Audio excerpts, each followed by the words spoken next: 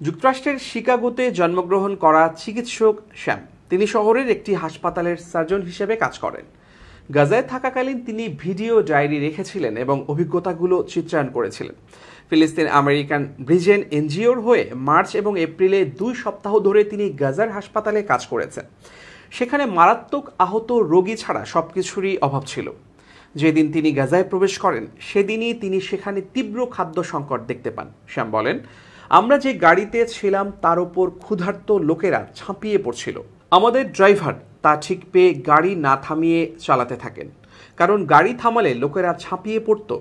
তারা আমাদের ক্ষতি করতে চায় না, তারা শুধু খাবার চায়। শ্যাম শান্তভাবে তার অভিজ্ঞতাগুলো বর্ণনা করে বলেন, প্রতিদিন রোগীর প্রচুর চাপ ছিল।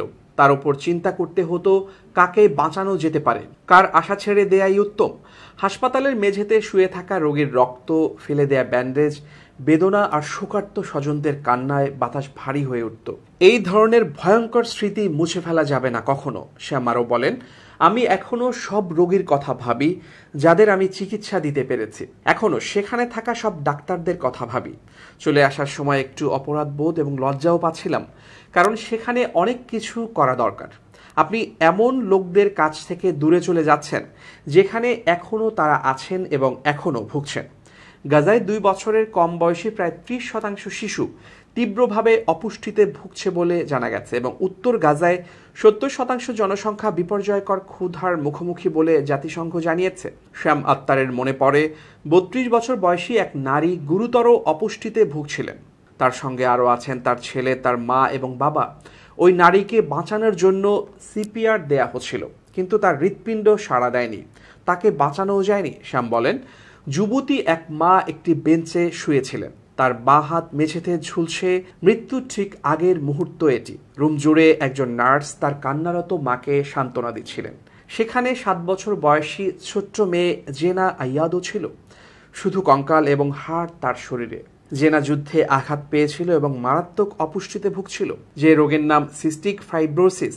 যুদ্ধের কারণে তার অবস্থা আরও খারাপ হয়েছে এবং মানসিক আঘাতেও ভুগছিলেন।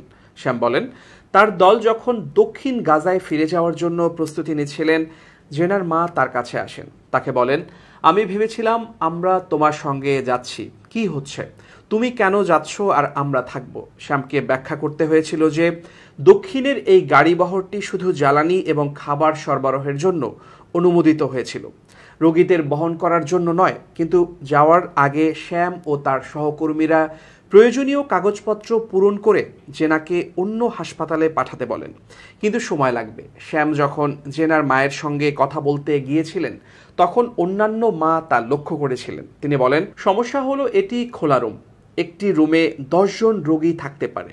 তাই যখন অন্য সব মা আমাকে জেনার মায়ের সঙ্গে কথা বলতে দেখেছিল, তারা সবাই আমার দিকে তাকিয়েছিল। জাতিসংঘের হিসেব অনুযায়ী যুদ্ধে নিহতদের বেশিরভাগই নারী ও শিশু, এর মধ্যে 13,000 শিশু এবং 9,000 নারী। যুদ্ধ এখন 7ম মাসে প্রবেশ করেছে। যুদ্ধবিরতি এবং জিম্মিদের মুক্তির আলোচনা এখনও স্থবির। প্রতিদিন এবং প্রতি রাতে আহত ও অপুষ্টির শিকার মানুষগুলো হাসপাতালে যায়। WHO বলছে গাজার 36টি হাসপাতালের মধ্যে মাত্র 10টি এখনও কাজ করছে।